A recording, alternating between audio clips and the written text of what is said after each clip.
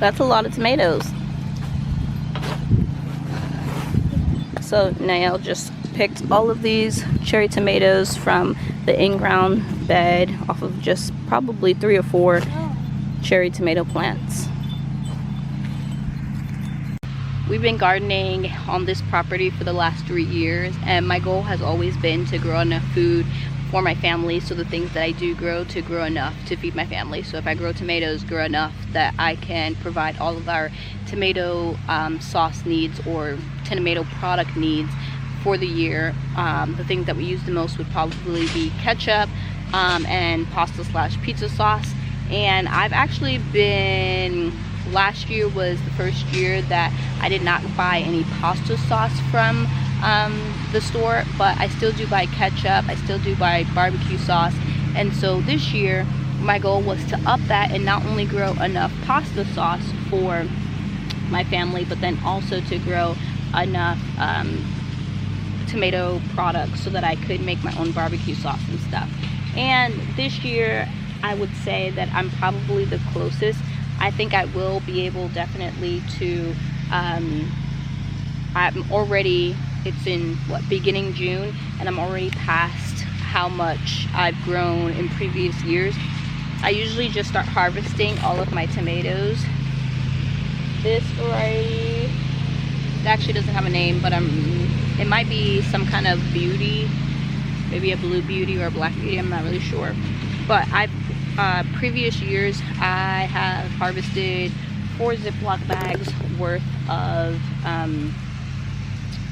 tomatoes, and then I just freeze them, and at the end of the season, well, probably around January, is when I really start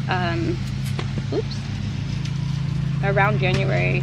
Oh, this has bug damage, so I'm wondering if there is a tomato hornworm on here that I'm missing. I do see some army worms, but anyway, so around January is when I pull out all of my tomatoes and anything else I've harvested from the garden that I haven't used yet. So last year, or this past January, that was tomatoes, green beans, zucchini, onions, and bell peppers, and I used all of that inside of a pasta sauce recipe. And so I do have some quart and some pint cans of tomatoes or tomato sauce that I can use until I make me some more. But I would also like to this year grow enough to have barbecue sauce, and I'm pretty much already there. Last year, when it came time for me to pull out all of my tomatoes, my frozen tomatoes, and make sauce, I had 4 gallon size Ziploc bags, where this year I'm already up to my 5th gallon size Ziploc bag full of frozen tomatoes, either 5th or 6th. So I'm definitely way ahead of the tomato game. That was tomatoes that I harvested out throughout the whole year last year, and this year I'm only at the beginning of, or the middle of June. I said the beginning, but middle of June, and I'm already surpassed what I grew last year, and I'm hoping to extend my season as much as possible with my tomatoes, and I've already surpassed what I've grown, so that's an absolute plus. We are at my first tomato bed. I have 5 of these tomato beds, and they're double-sided. This first bed is where I tried to put all of my cherry tomatoes, but I do have some that are not cherries. Like if I didn't have enough spots, so I have a ox heart right there. I have this cream, I think this is called cream sausage. I have a blush paste right here, and so I do have a few that are not cherries, but for the most part I just try to plant cherries or smaller, like grape-sized tomatoes here. This Chadwick tomato looks great as far as the plant and the proportion of the tomatoes. This cherry bomb has not only grown to the top of the trellis, but then it's fallen over and now it's grown completely out of here. And the tomatoes are like picture perfect. They're really pretty. I've had to harvest probably every 2 to 3 days.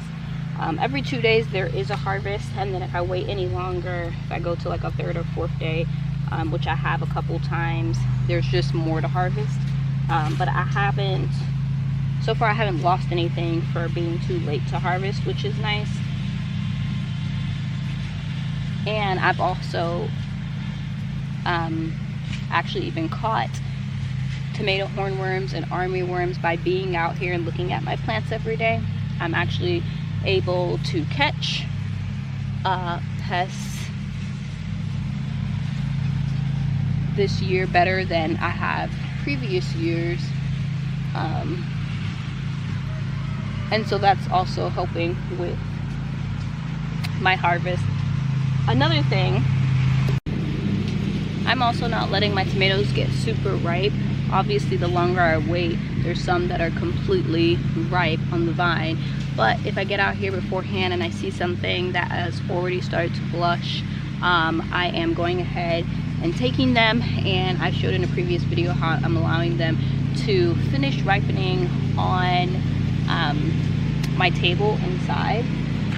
And that's because I have seen inside of my hoop house where some of the tomato hornworms, which I've checked today and I haven't found any anymore in the past 2 days inside my hoop house, but they were chopping holes inside some of my tomatoes. And so I've been going ahead and harvesting even the ones that may be like a little underripe, and they've been ripening just fine for me inside of the house. The cherry tomatoes I put inside of a bowl, and then the bigger ones I just turn upside down directly on the table, and then in a few days when they turn, I go ahead and throw them directly inside Ziploc bags. These little, what is it called, sweethearts, are so pretty. It's like actually shaped like a little heart. It has little, it's really pretty. I've never grown it before.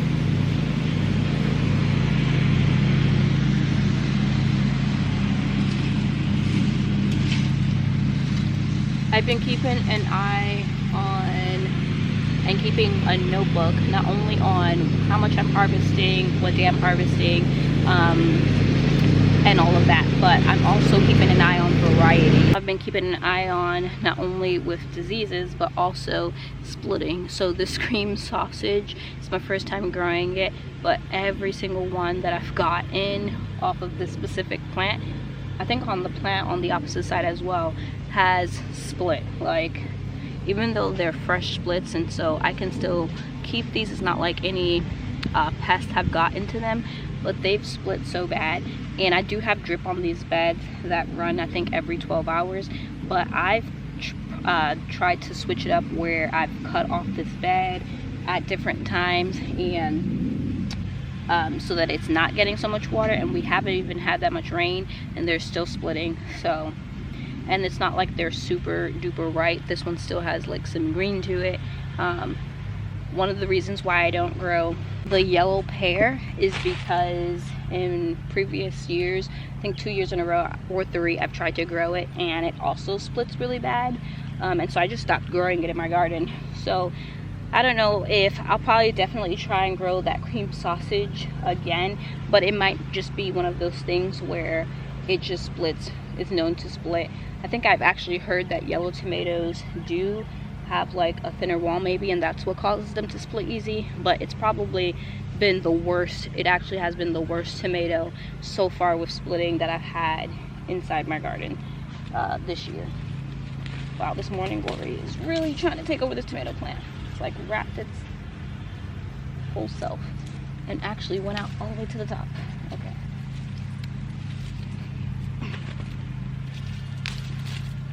The morning glory, even though I have the landscape fabric, decided to come out the little hole of where the landscape fabric is. This is a Hartman's yellow gooseberry, which they're really big. They're all the same size, but they're very big to be called a gooseberry.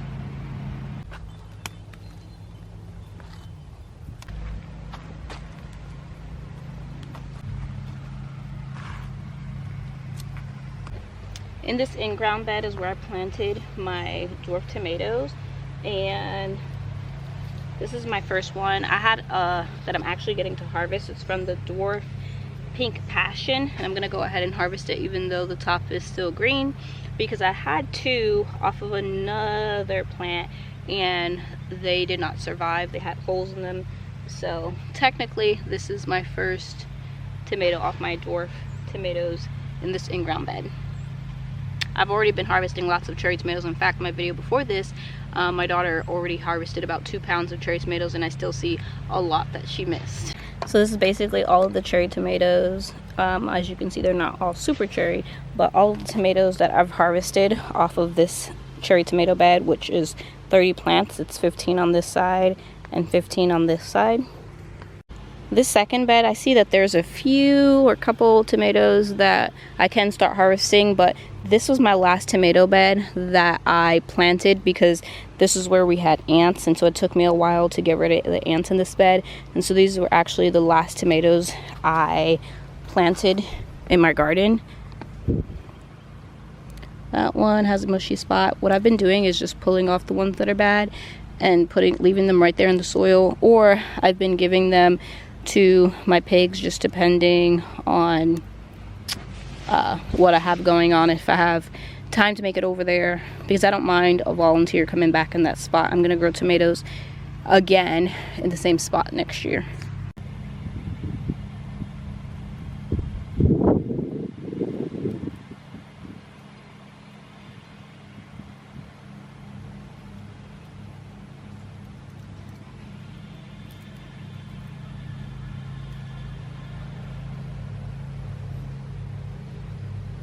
So bad about this one. This is probably one that I may give to my pigs. It has really big holes in it, and there's another one over there that I'm probably gonna save and give to my pigs. This was a watermelon beefsteak, and not only does it have a fresh split at the bottom, but then it also has these splits that have dried up, but it has a fresh, well, it has like a really deep hole in that, so it's probably a bug in there. It's my beefsteak tomatoes, and even though not all of them are super huge, I've always had trouble growing really big tomatoes. They're all usually about this size, but this year I've gotten a few, probably like 4 to 6 10-ounce tomatoes already, and I have one inside of the hoop house that I'll share at the end of this video that is probably going to hit a pound. This one has a little hole right there, so I'm not sure about it. I could probably cut that off and save the rest, which is what I've been doing on some tomatoes that are not that bad. I have been harvesting them and cutting the bad spot off and then just throwing them in Ziploc bags.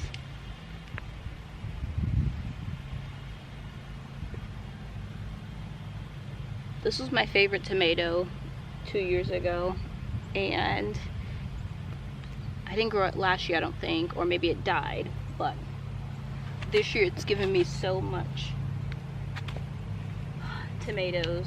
I think all my yellow tomatoes that are right now inside the house are from this one plant.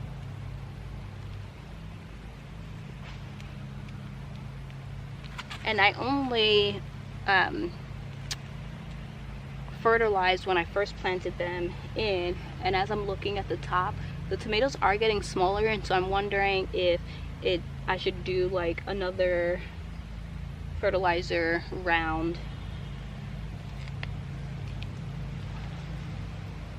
to keep the tomatoes growing bigger. Speaking of big tomatoes, this Brandywine Black, which Brandywines are known to be bigger tomatoes.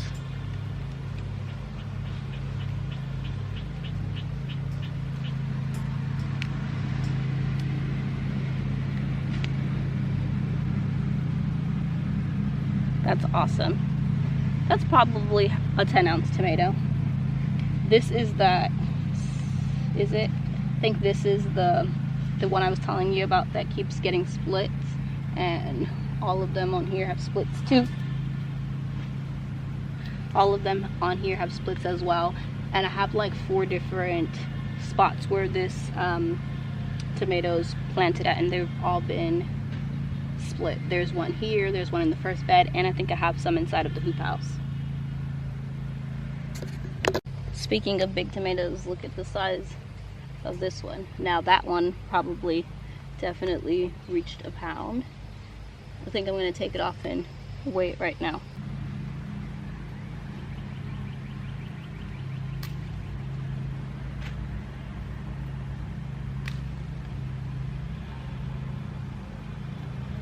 That's probably a pound as well.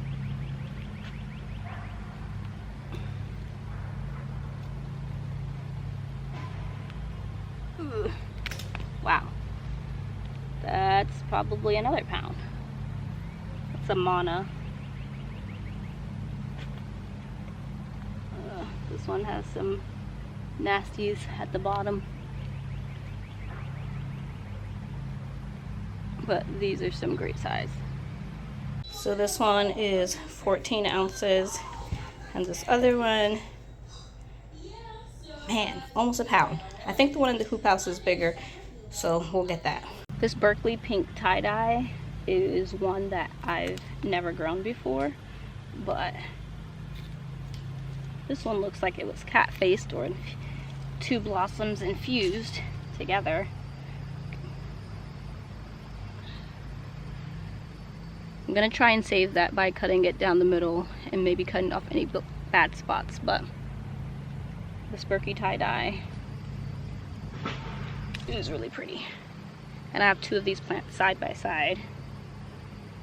The tomatoes that I am like probably overall super excited about are all of these determinate tomato beds, because I'm not pruning them, I'm not doing anything, and this is an experiment. You're not supposed to prune determinate tomatoes like that, but I tried to grow some varieties that said it was disease resistant to, what is it called?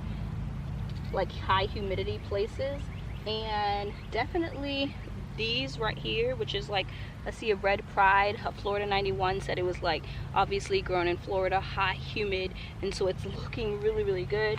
This Red Pride is looking really good. And this, oh, Defiant, I know looks good. And this Stellar, these are all plants that I would grow again, just like this. Because the fungus is not killing them, where I have some going down that way which are struggling, and they're most likely on their way out.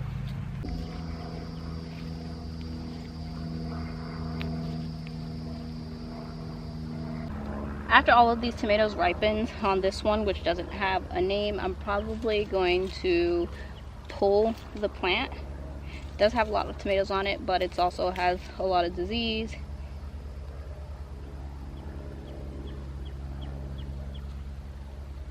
The reason why I even wanted to grow determinate tomatoes was because they all come on. These have some holes in them, so there might be a bug in there, so I'm going to leave that. But they all become ripe at the same time, and they put on fruit at the same time. And so I thought that that would be better for me to get a big harvest all at once by allowing all of the tomatoes to ripen all at once. And so far I'm liking growing determinate tomato varieties. Oops. Even though this Rutgers is like really diseased, I would grow it again because it's given me probably the most and the earliest of these paste tomatoes.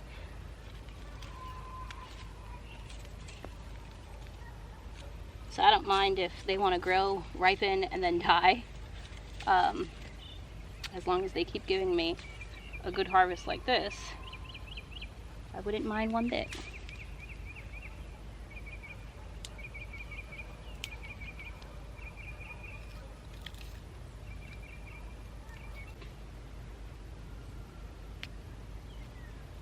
This is a Jersey Devil, which obviously is also a paste style tomato, but it's determinate, and so that's why I put it in this bed instead of inside my hoop house, because inside my hoop house I was trying to maintain a single leader, and since this was determinate I wanted it to grow bushy, It does have disease, but it also just started giving me fruit.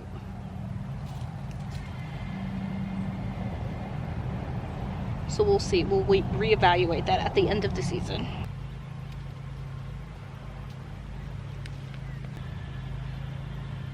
I absolutely hate when I can hear bees or wasp or anything buzzing in my ear, flies. Ugh. Oh, actually, I thought this was going to be a Jersey giant too, but this one is called something different with the S. Shabogon paste.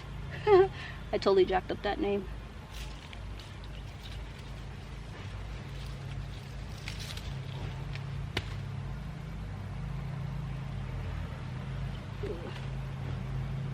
I finished this basket. Ooh, it's full. And then I have my bigger ones, or ones that had holes and I want to deal with right away, right there. So that is the tomato haul. I'm pretty sure that probably could fill 3 Ziploc bags. We'll go inside and weigh it. This one has to have reached a pound. Oh yeah, and it's just started to split. Ooh.